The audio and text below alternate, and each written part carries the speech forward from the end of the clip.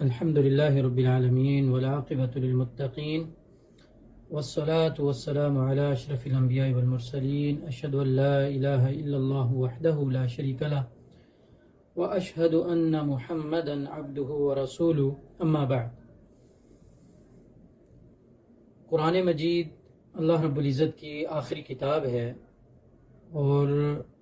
یہ ایسی کتاب ہے جس کے حوالے سے میں اور آپ یہ دعویٰ کرتے ہیں کہ یہ ہماری کتاب ہے، مسلمانوں کی کتاب ہے، مومنوں کی کتاب ہے، یہ ہم پر نازل ہوئی ہے. لیکن میں اور آپ یہ محاسبہ کریں کہ شب و روز، دن و رات میں ہم اس قرآن مجید کا کتنا مطالعہ کرتے ہیں. ہم اس قرآن مجید کو اللہ رب العزت کی کتاب تو کہتے ہیں، ہم اس کو اپنا دستور حیات تو کہتے ہیں، ہم اس کو رہنمائی کی کتاب تو کہتے ہیں، لیکن کیا حقیقت میں یا عملی زندگی میں ہم اس سے رہنمائی لیتے ہیں، اس سے ہم اپنی زندگی کو سنوارتے ہیں یا نہیں؟ اس چیز پر ہمیں سوچنا اور سمجھنا چاہیے.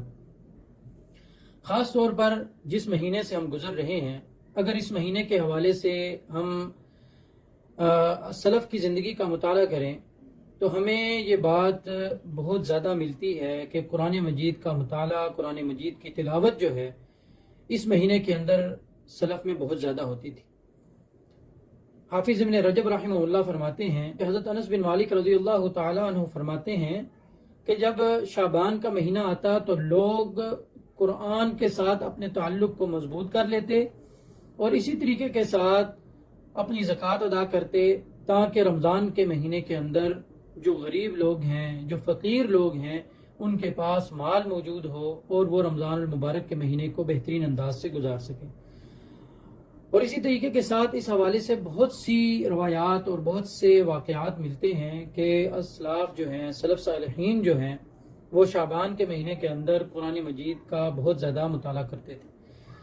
بلکہ حافظ ابو بکر بلخی رحمہ اللہ فرماتے ہیں کہ رجب کا مہینہ وہ بونے کا مہینہ ہے، بیج ڈالنے کا مہینہ ہے، اور شعبان کا مہینہ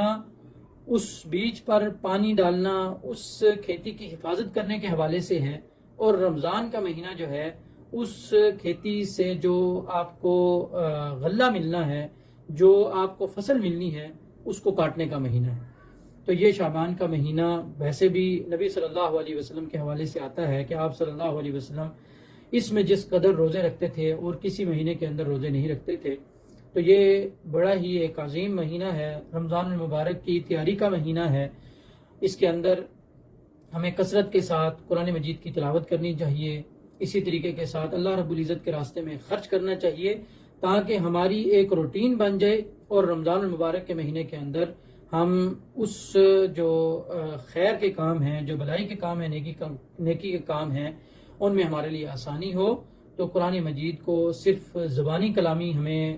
رہنمائی کی کتاب، ہماری زندگی کی کتاب جو ہے نہیں کہنا چاہیے، بلکہ اس کو عملی طور پر بھی ہمیں اپنی زندگیوں میں ڈالنا چاہیے. ہم اپنے کام کاج سے اس کے لیے بھی وقت نکالیں، بلکہ حقیقی معنوں میں اگر ہم یہ کہیں تو ہم یہ کہنا چاہیے کہ اللہ رب العزت کی عبادت میں سے ہمیں اپنے کام کاج کے لیے ٹائم نکالنا چاہیے. لیکن اللہ رب العزت سے ہمیں معافی مانگنی چاہیے کہ اب ہمیں یہ کہنا پڑتا ہے کہ ہمیں اپنے کام کاج سے اللہ رب العزت کی عبادت کے لیے ٹائم نکالنا چاہیے. تو اللہ رب العزت سے دعا ہے کہ اللہ رب العزت اس قرآن مجید کے ساتھ ہمیں اپنا تعلق مضبوط کرنے کی اور پختہ کرنے کی توفیق عطا فرمائے، اور اس قرآن مجید کے مطابق ہمیں اپنی زندگیاں گزارنے کی توفیق عطا فرمائے. وآخر دعوانا ان الحمد للہ رب العالمین.